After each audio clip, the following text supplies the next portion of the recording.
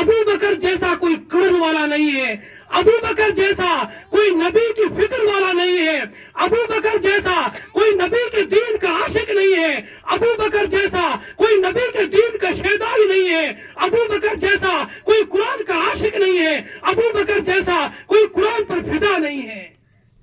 ابو بکر تو ابو بکر تھا، قرآن کے ایک حکم کے چھوٹنے پر پوری دنیا کو للکارا۔ اے دنیا کے کافروں، اے دنیا کے مرتدوں،